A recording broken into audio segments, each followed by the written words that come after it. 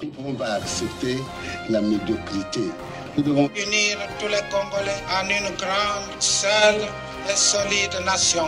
Ensemble, mes frères, mes sœurs, nous allons commencer une nouvelle lutte sublime qui va mener notre pays à la paix. Un pays toujours plus beau, toujours plus prospère. Ne jamais trahir le Congo et son peuple.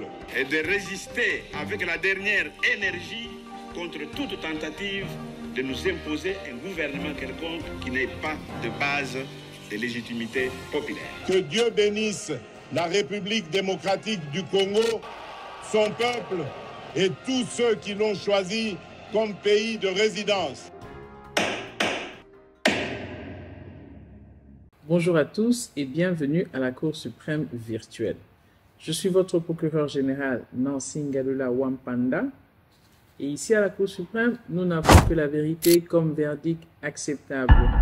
Vous êtes les juges. Je vous présente des dossiers, des analyses, des situations avec des arguments, mais c'est vous les juges, mon audience, qui donnez le verdict. Nous avions commencé à parler sur le discours papal. Aujourd'hui, nous allons continuer dans la même série. Dans l'émission précédente, nous avions dit que le pape nous a appelé 14 fois les diamants. Il a dit que le Congo était un vrai diamant de la création et que les Congolais étaient des êtres infiniment plus précieux que toutes les choses bonnes qui sortent de ce sol fertile. On s'est arrêté sur le poison de la cupidité a ensanglanté ces diamants.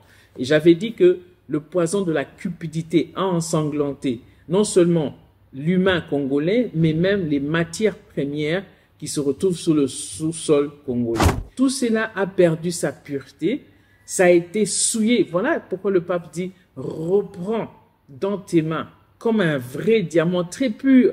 Ça veut dire qu'on a perdu le vrai diamant, on n'est plus le vrai diamant et qu'on n'a plus cette pureté parce que on est souillé. Nos matières sont souillées parce que elles sont vendues au prix du sang, au prix des sacrifices humains, au prix des millions des Congolais. Donc du coup, ces matières sont souillées, elles ne sont plus pures. Et le Congolais lui-même qui s'est impliqué dans ces actes, non seulement il est devenu impur, mais même ce qui détient au fond de lui-même est devenu aussi impur. Parce qu'on dit que ce n'est pas ce qui entre qui souille l'homme, mais ce qui sort de l'homme.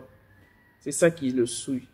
Donc, on a été souillé par nos comportements, nos agissements, tout ce que nous avons fait, tout ce que nous faisons même. Vous savez, il y a un truc que je déplore. Parfois, quand je vois les vidéos qu'on partage sur Facebook ou WhatsApp, mais vous voyez avec l'atrocité avec laquelle on s'inflige ou on règle nos propres comptes parmi les Congolais. Et tout le monde autour regarde. C'est devenu un spectacle habituel. On voit des cadavres, des enfants, des personnes, mais des femmes mutilées, des cadavres qui jonchent par terre comme ça. Et ça ne fait plus froid aux gens. Ça devient quelque chose de naturel. Comment est-ce qu'on est arrivé là, nous, le peuple diamant, le peuple pur, ce beau pays vaste, un diamant de la création? Comment on s'est souillé? Combien de tonnes de sang a été absorbé par ce sol? Et ça a souillé, effectivement. Ce n'est pas seulement quand une âme tombe, quand quelqu'un tombe, mais quand le sang tombe, il va dans le sous-sol et il souille le sol et le sous-sol. On dit reprenez dans vos mains comme un diamant pur ce que nous sommes, notre dignité et notre vocation à garder en harmonie la maison dans laquelle nous habitons. J'interpelle tout le monde, où que vous soyez, prenez le temps de lire ce discours et ne le lisez pas d'une manière biaisée. Nous devons apprendre à lire les temps, les signes de temps et comprendre les événements qui arrivent. Il faut les lire. Les événements ne peuvent pas se passer comme ça au hasard. Mais tous les événements qui arrivent dans l'RDC, il faut savoir les lire dans son temps et comprendre la lecture et savoir maintenant dans quelle direction nous devons nous diriger en tant que peuple ou ce que nous devons faire en tant que peuple. Alors, le poison de la cupidité a ensanglanté ces diamants. La cupidité. Nous la voyons partout, hein, même dans les églises. Vous vous souvenez, dans la vidéo de Simon Kimbangu, Kimbangu dit qu'il a eu une vision et Dieu lui dit « Mes serviteurs sont infidèles ». Je vous dis que c'est valable aussi jusqu'aujourd'hui. Ce qui se passe dans les églises, on fera une émission sur ça. C'est scandaleux. La cupidité est au sein même, au cœur de l'église.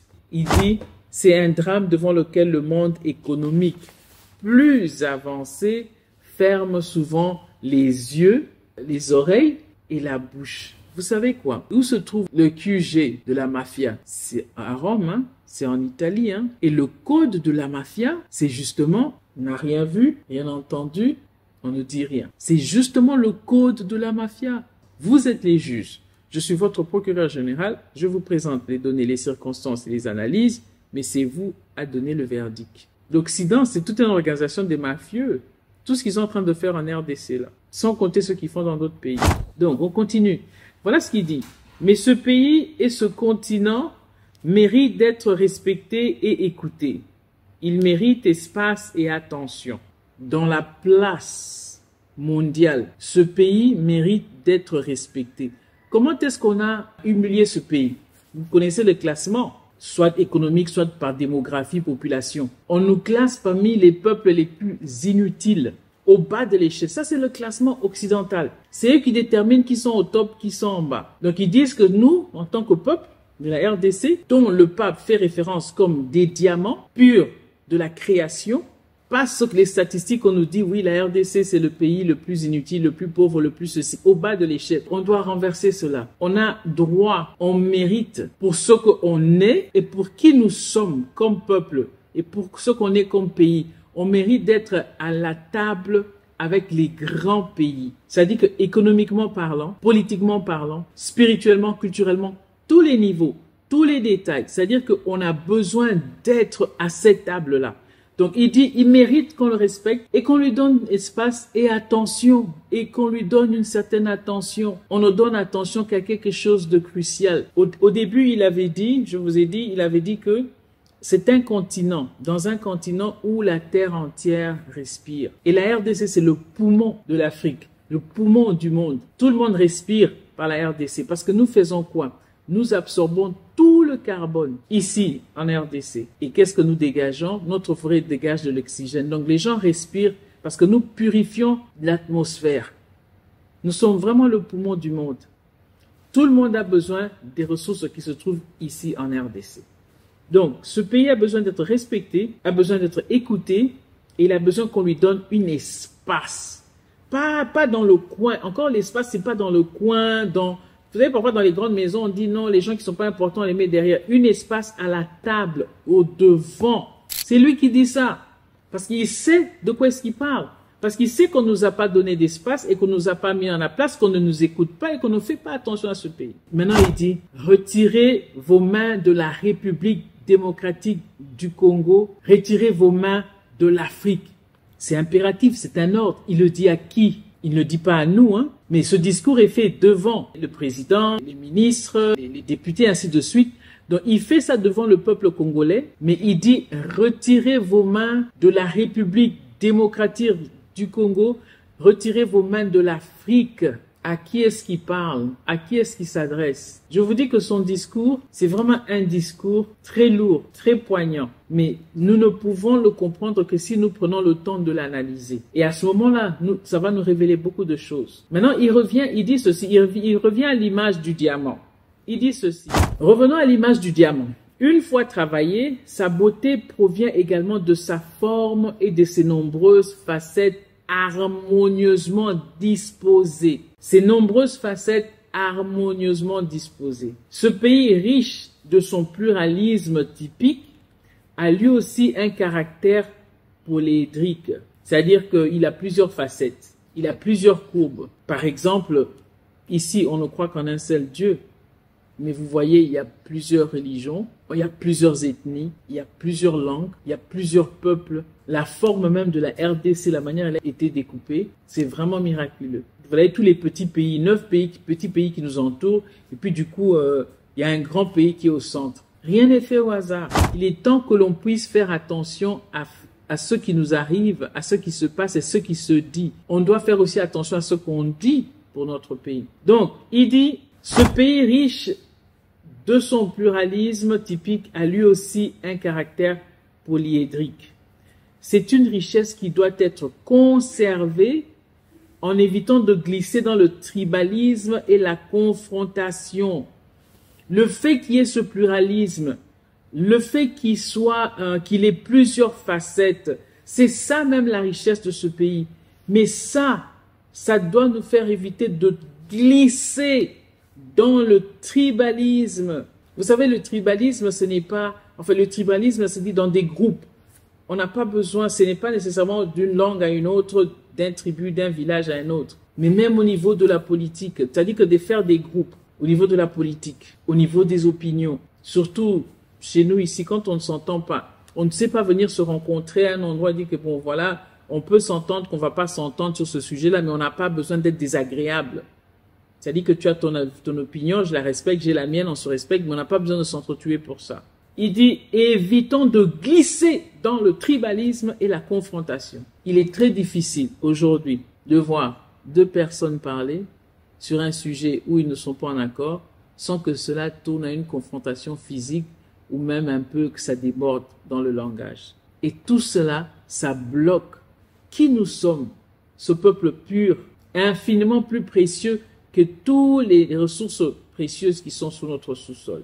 On a été souillé, ensanglanté, ça a souillé notre identité, les tribalismes, les confrontations. Il dit prendre obstinément parti pour sa propre ethnie et pour des intérêts particuliers, alimentant des spirales de haine et de violence, tourne au détriment de tous en bloquant la nécessaire chimie de l'ensemble. Ça veut dire quoi? Dans les villages, j'ai entendu que dans d'autres provinces, il y a des guerres entre des ethnies qui sont alimentées par des gens qui ne vivent même pas dans ces villages-là. Ces gens qui habitent au niveau national. La politique manipule beaucoup les gens. Qu'est-ce qui bloque? La chimie de l'ensemble, qu'est-ce qu'elle amène? Nous, en tant que peuple, ce diamant que nous sommes condamnés à être ensemble. Nous sommes condamnés à s'unir. Nous sommes condamnés à travailler ensemble, à venir ensemble pour que nous puissions briller comme des diamants. Nous n'avons pas de la place pour le tribalisme, ni pour la confrontation, ni pour des partis pris, ainsi de suite. Je répète, prendre obstinément parti pour sa propre ethnie ou pour des intérêts particuliers, alimentant les spirales. C'est ça. Dès que tu dis que, par exemple, moi, c'est vrai que je suis du Kassai oriental, je suis Moulouba, et des choses parfois que je dis, c'est parce que je les ai étudiées dans certaines langues, donc je ne peux que parler des choses que je connais. Mais dès que je dis ça, on va dire, voilà, elle est tribaliste. Mais c'est tout ce que je connais. C'est-à-dire qu'il faut encore faire aller des recherches dans d'autres langues. Je suis entouré des parents d'où je viens, donc ils me racontent des histoires de nos origines. Donc c'est tout à fait normal que je parle de cela. Mais ça fait pas de moi tribaliste. Donc quelqu'un aujourd'hui d'une autre ethnie ou d'ailleurs peut parler aussi de ce qu'il a appris, de ce qu'il a été enseigné par ses ancêtres et ses parents. Il n'y a pas de problème pour ça. C'est même ces multiples facettes qui fait notre richesse. Et le pape dit évitez de glisser. Vraiment, je vous exhorte.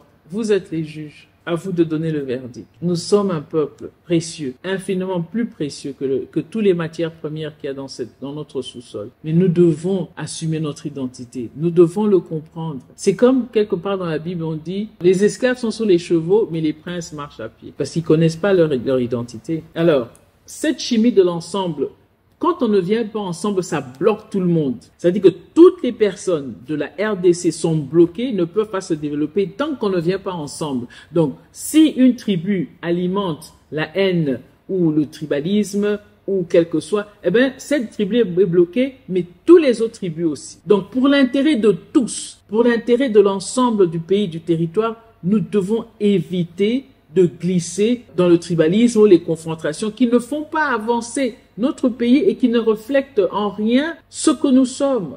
Il est temps que l'on puisse se réveiller, ce peuple élu. Il est temps qu'on puisse prendre conscience. Nous allons continuer cela.